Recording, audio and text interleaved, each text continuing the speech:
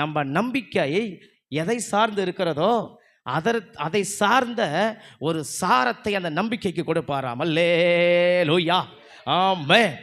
தோத்திரம். தோல்வியில் நம்பிக்கை இருந்தால் ஜெயத்தை கர்த்தர் தருவாராம். அல்லேலூயா. வியாதியில் நம்பிக்கை இருந்தால் கர்த்தர் சுகத்தை கொடுப்பாராம். அதான் சாரம். ஆமென். இப்போ மிளகாயை கடிச்சா புளிக்காது, ஆமென், காரம். தோத்திரம். அதே மாதிரி வியாதியில் நம்பும்போது சுகம் வரும். ஆமென். கடனில் நம்பும்போது கடன் தீர்க்கப்படும். அல்லேலூயா, ஆமென். பிரச்சனையில் நம்பும்போது அதுக்கு தீர்வு உண்டாகும். அல்லேலூயா. பலவீனத்தில் நம்பும்போது அது பலனாய் மாறும். ஆமென். இல்லாதவையை நம்ம ஸ்தோத்திரம் எண்ணி எண்ணி எண்ணி நம்பும்போது, ஜெபித்து ஜெபித்து நம்பும்போது அது நிஜமாக வந்துடும். அல்லேலூயா, ஆமென். அதை கர்த்தர் காண செய்வார்.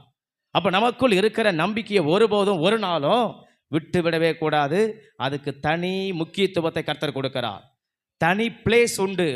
யாருப்பா என் நம்பிக்கைக்கு ஆண்டவர் தராரு? நமக்கு ஆச்சரியமா இருக்குதா? தோத்திரம். ஆமென். கர்த்தர் நம்ம நம்பிக்கைக்கு கர்த்தர் கொடுக்கிறார். இப்பொழுது என்ன நம்பிக்கையோடு நீங்கள் உட்கார்ந்து இருக்கிறீங்களோ அது ஒருவேளை இழக்கப்பட்ட நம்பிக்கையாக இருக்கலாம், அது இப்பொழுது இருக்கிற நம்பிக்கையாக இருக்கலாம், அது இனிமே அது ஃபியூச்சரை குறித்து எதிர்காலத்தை குறித்து எண்ணிக்கொண்டிருக்கிற நம்பிக்கையாக இருக்கலாம். ஆனால் கர்த்தர் அதற்கு இப்பொழுது என்ன சொல்லுகிறார்? அதுக்கு தனி முக்கியத்துவத்தை கொடுப்பேன், அதுக்கு தனி ஒரு ரெஸ்பெக்டை கொடுப்பேன், மதிப்பை கொடுப்பேன், அதுக்கு ஒரு தனி தன்மையை கொடுப்பேன், அதுக்கு ஒரு தனி சாரம் உண்டு.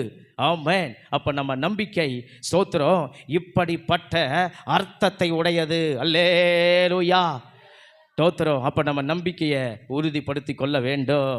நம்ம நம்பிக்கையை அல்லாட விடக்கூடாது, தள்ளாட விடக்கூடாது. நம்ம நம்பிக்கையை தோத்திரம் அப்படியே சோர்வடைந்து விடக்கூடாது. நம்ம நம்பிக்கையில் தோத்திரம் அப்படியே நம்ம நலிந்து மெலிந்து சோர்ந்து உடைக்கப்பட்டு போயிடக்கூடாது.